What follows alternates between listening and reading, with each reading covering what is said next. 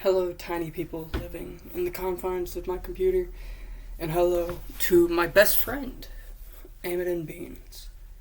As of me recording this, there is 14 days before our 10th anniversary of knowing each other, our 10th anniversary of being friends, and the 10th anniversary of you being the biggest constant in my life. And I want to talk about those 10 years. I want to talk about the ups, the downs. I want to talk about the funnest times we've had together and some of the greatest times of my life. So, big shout out to Amidon Beans, who you can find his channel in the description. I love that big fucker. So let's dive straight into this. August 19th, the day after my birthday, whenever we were in the 4th grade, we randomly met each other in the school auditorium because me and our mutual friend, Ethan, were talking about Dragon Ball and Five Nights at Freddy's. This led you to come over because you had heard of those things before, and you talked to us. And we haven't really been apart for that long since. Pretty quickly, we kind of just latched to each other, you know? Like I don't know what it was, like a safety blanket almost. Like, we had other friends, some of which I can still talk to today if I choose to. And we both still have a way to talk to old Eve, but it was always something different whenever we interacted. From our first class together, we were in art together, and I remember that first project, making masks together out of paper mache. We put it off for so long because we just kept fucking with the paper mache. Just stimming, messing with shit, putting our hands in like all the glue. I still remember that because it was the first time that a human being really made me feel safe. Just in that art room, messing with glue, messing with paper. And then we finally made our masks. Who knows what dump they ended up in. But we made them. I don't remember mine. But I remember yours. Because the first two things we bonded over were Five Nights at Freddy's and Dragon Ball Z. And you didn't know a whole lot about either. But you still latched onto those things because it helped you latch on to our friend group. And I'll never forget you putting together that mask of Popo and me and you doing really shitty impressions in the back of that art class. And I remember you being way too goddamn big to put that stupid fucking mask on, dude. Your big goofy ass 5'6" at goddamn 9 years old, goofy motherfucker. But I remember that first class together. I remember the first time we realized that we were going to be able to sit and eat at lunch together. And then after the first day of us learning that, we didn't because they wouldn't let us because we were in different classes. So we hatched a plan where every single day in the lunch line, me and you would both go to the bathroom, and then we'd leave and get at the back of the line together so that we could sit and eat together. And we did that every single day throughout the entirety of intermediate school. All the way through.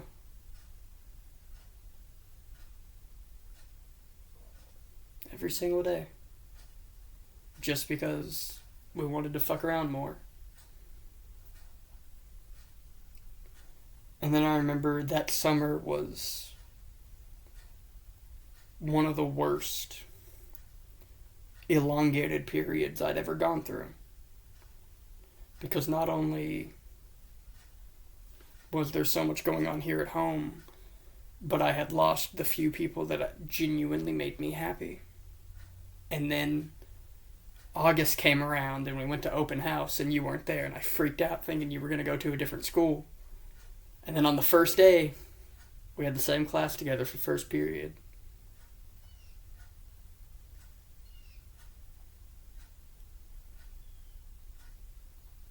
I don't get to forget stuff like that.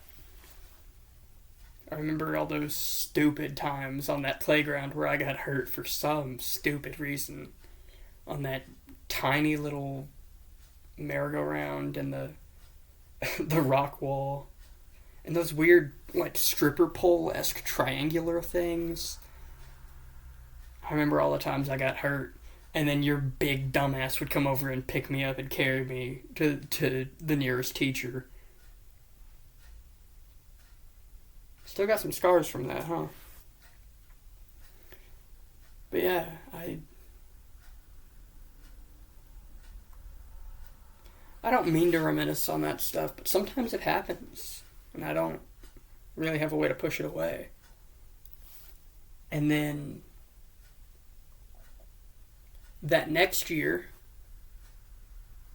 which would have been, sixth grade, we were finally in the middle school. And you would ride a bus and I would walk, and somehow I would get there first. I was always the earliest in our friend group.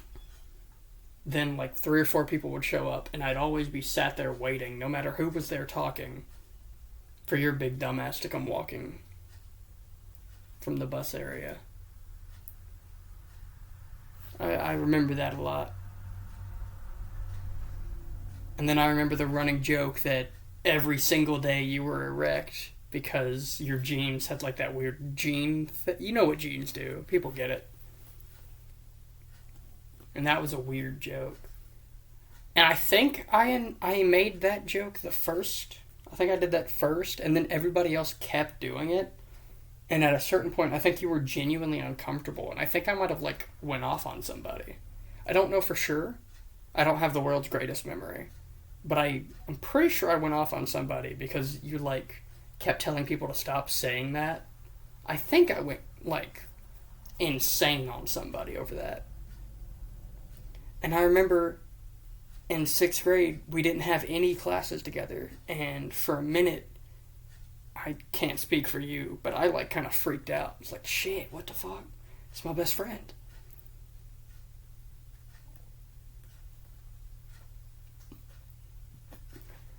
I don't know if you remember this, but I remember in 6th grade,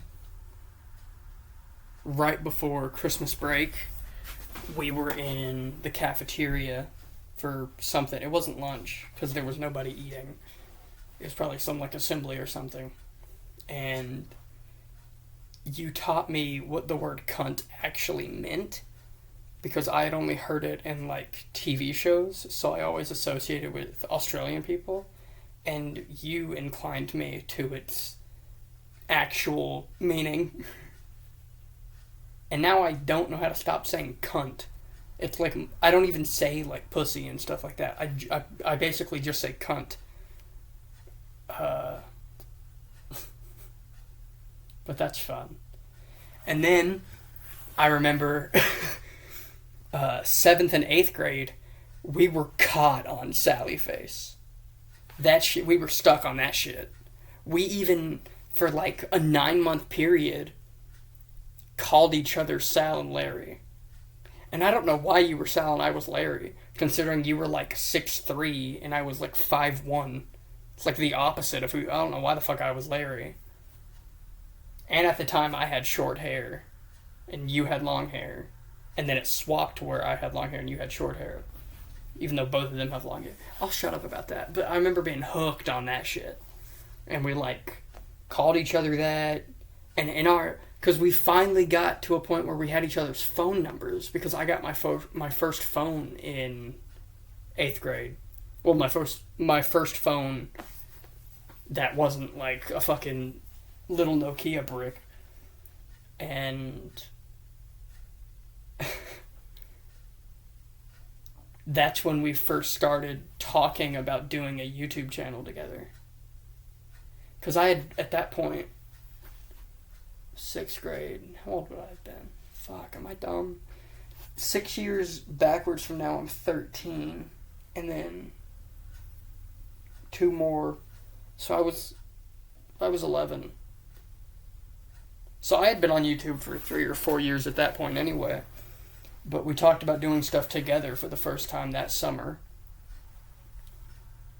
And then before school started,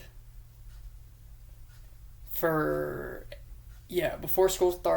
us to start high school,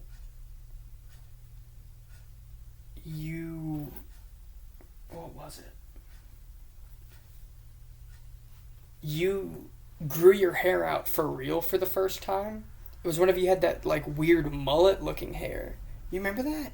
Because your hair grew, but it kind of, like, on the sides was almost thinner, and then it kind of just made it look like a mullet, and then you actually slicked it back, and it just looked even more like a mullet, and you started wearing combat boots and shit everywhere.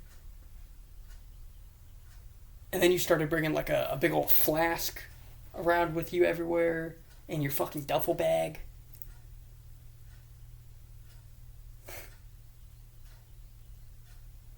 And then COVID happened, which was horrendous.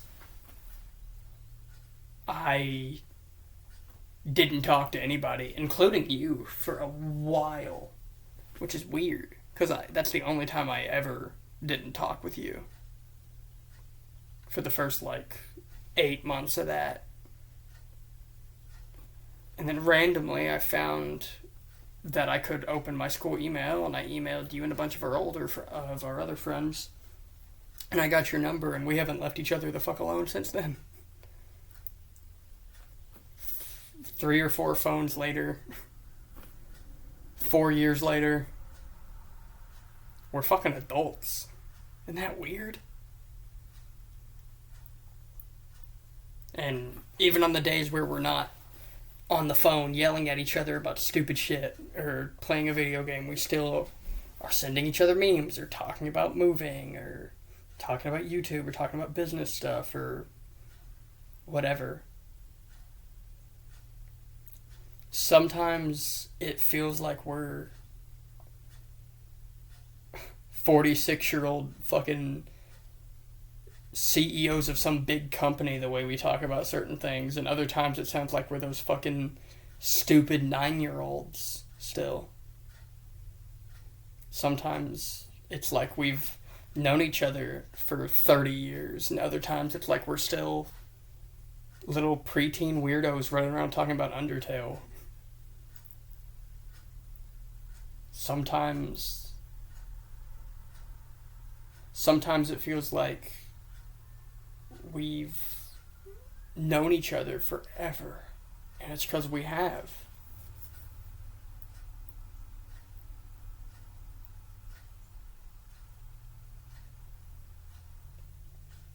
And I've made a lot of mistakes as a friend, not to you, but overall, in general.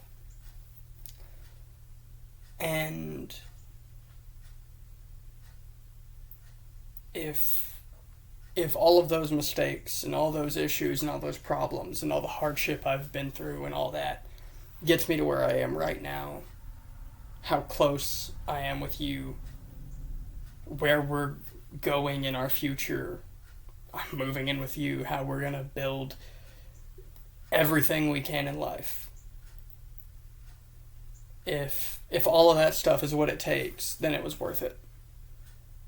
Every tear, every smile, every ounce of pain, every joke, if everything I've ever done and everything I've ever been through gets me to where I am now, where we are now, then I wouldn't change anything about it.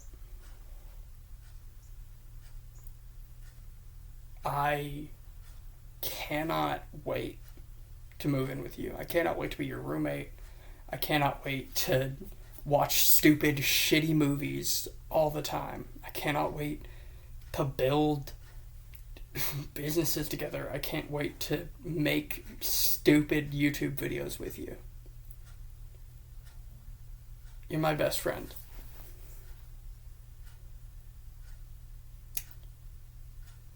You're my best friend. And you've given me more in the 10 years we've known each other. Hell, in the past 2 years than I think anyone else has ever given me. You're my best friend, but you've also been so much more than just my friend. You've been a voice of reason in times where I was stupid or delusional. You've been almost like a therapist, not like you're some super genius about that stuff, but just in the ways you've helped me through a bunch of stuff. And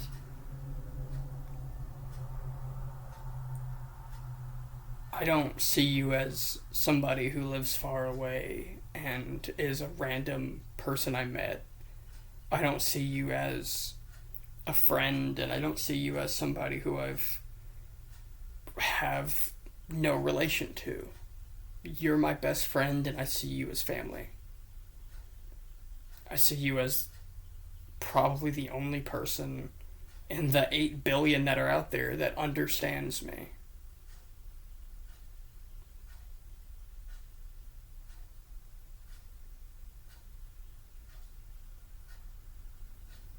You're my best friend, you're my brother,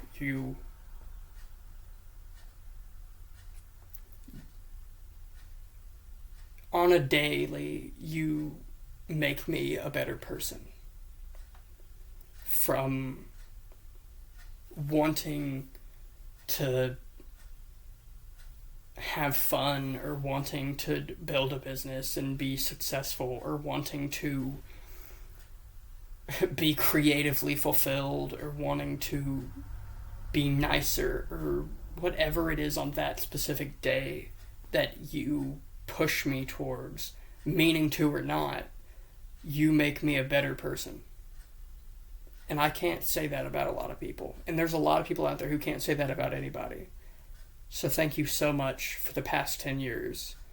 And formerly, I'd like to thank you for the next 10. You're my best friend. You mean the world to me. And I hope when you see this, you don't feel like a big old liberal sissy. Love you, bro.